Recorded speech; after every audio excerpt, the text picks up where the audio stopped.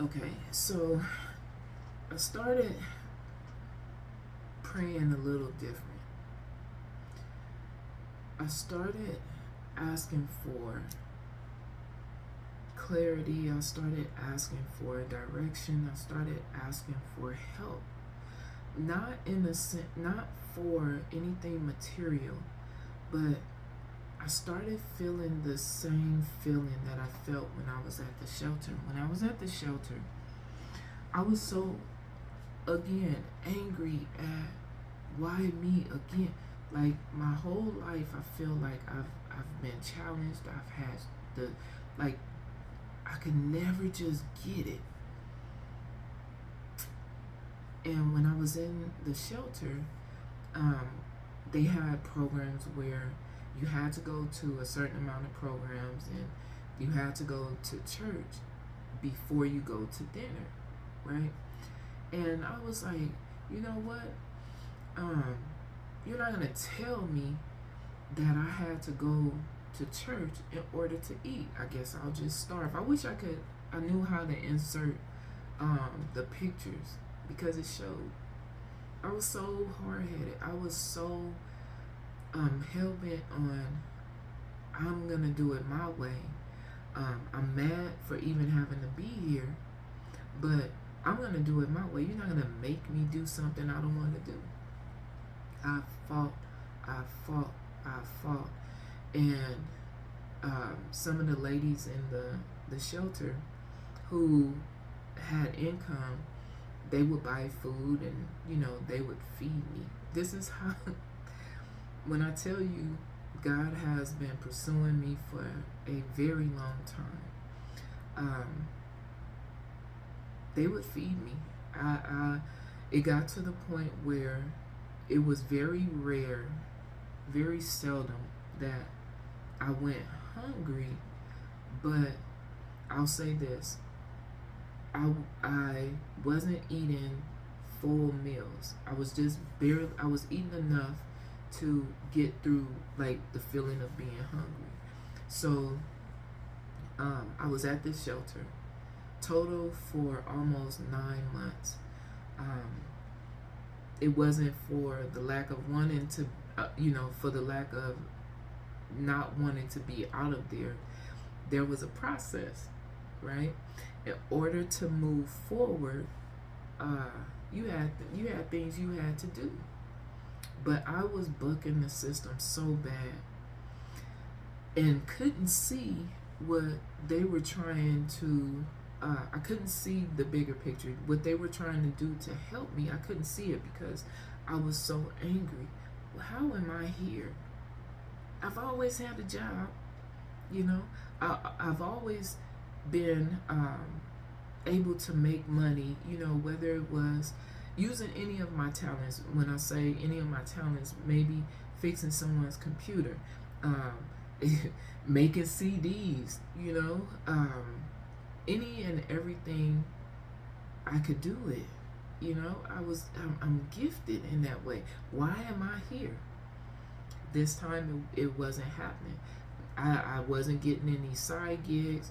I lost my job, lost my place to stay, um, and I was at this shelter. So I'm at this shelter. I'm not finna do nothing. That was my mindset. I'm here. This the lowest I can be.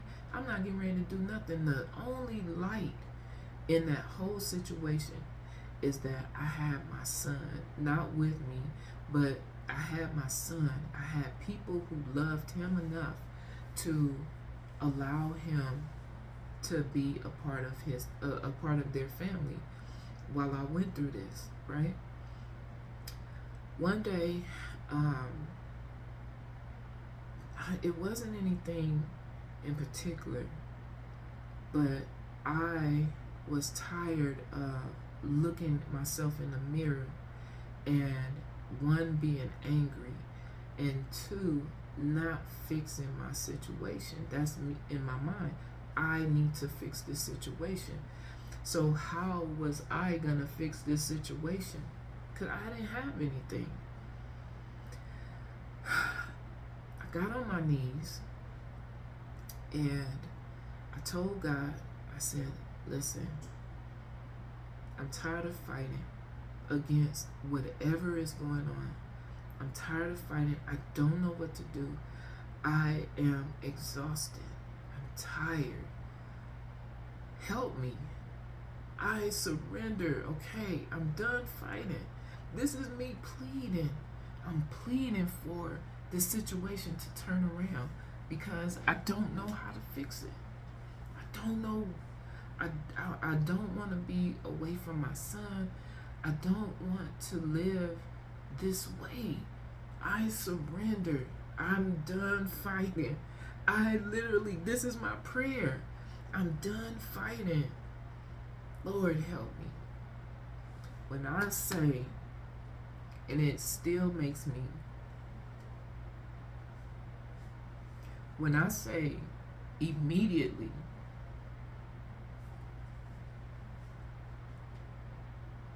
things turned around for me.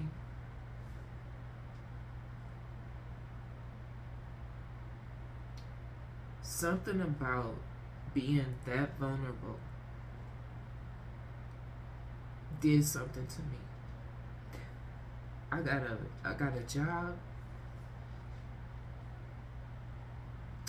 I not only had a job outside of the shelter, but I got a job inside the shelter that I was able to give up.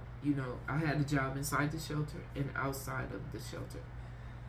Basically, it was just like cleaning and like washing all of the sheets and everything for like $20 a week. I was able to give that job up because I had a job outside. I got a full-time job outside, and it was a cushion job. I literally sat on a stool. I literally sat on a stool checking cell phones for SIM cards and pulling the SIM cards out, and that's what I did. I was quality. Cushion job.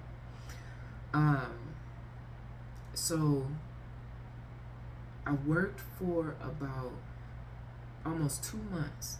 I worked, saving up my money, and then I get a message from the dorm leader, and she says, I need you to come to the office. We have some serious things to talk about. So I'm like, okay, I know I didn't do anything wrong. They just moved me out of the dorm area into what they call private rooms.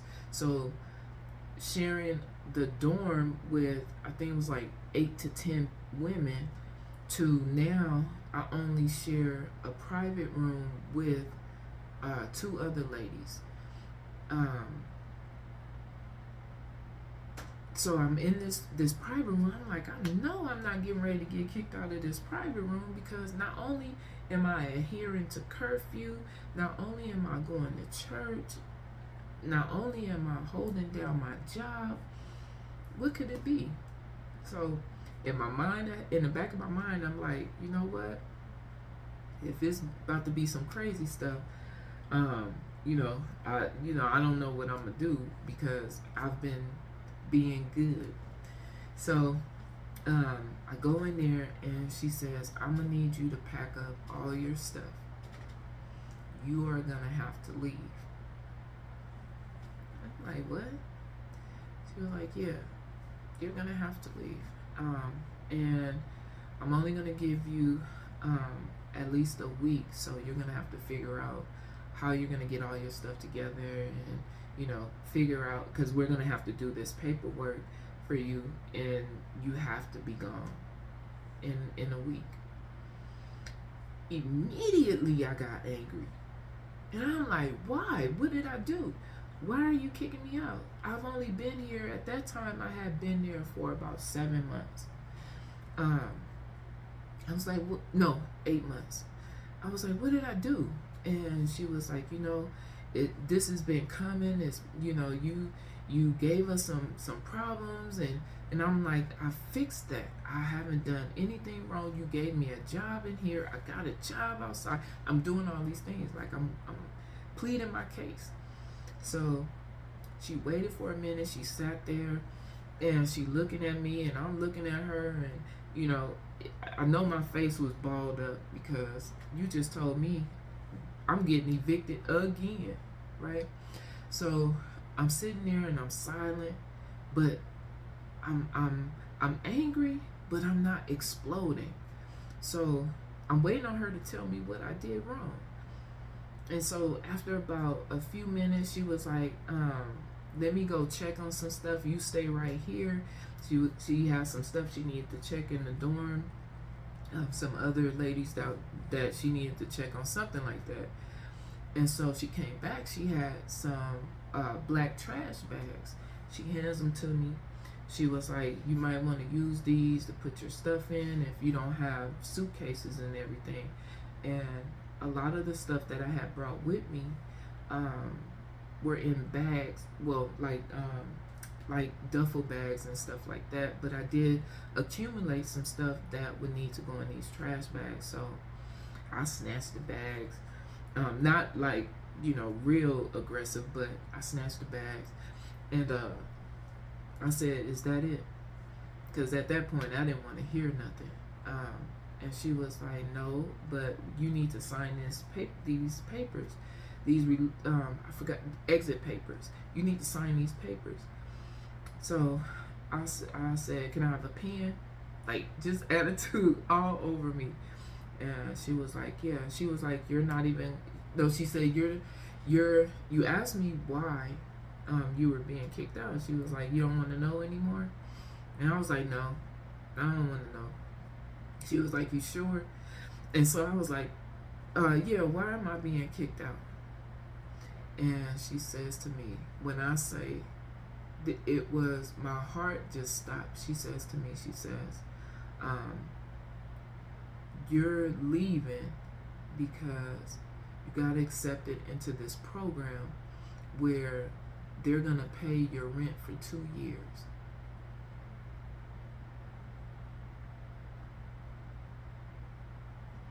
And we already found the apartment, and it's an apartment with no utilities.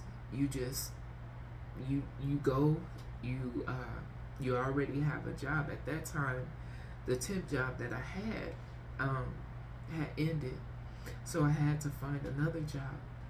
And I left. I couldn't do nothing but cry when she told me that. And I left her office after signing the papers, and I went into the room and just thank God, So fast forward, I did get the apartment, got a job, maybe about a couple of weeks after I started working for Sprint, the call center. And I tell this story, and it always makes me, emotional, because I realized that I knew God was telling me that I need to stop being so hard-headed, but because I was so angry, I couldn't hear the message the way it just didn't sit with me.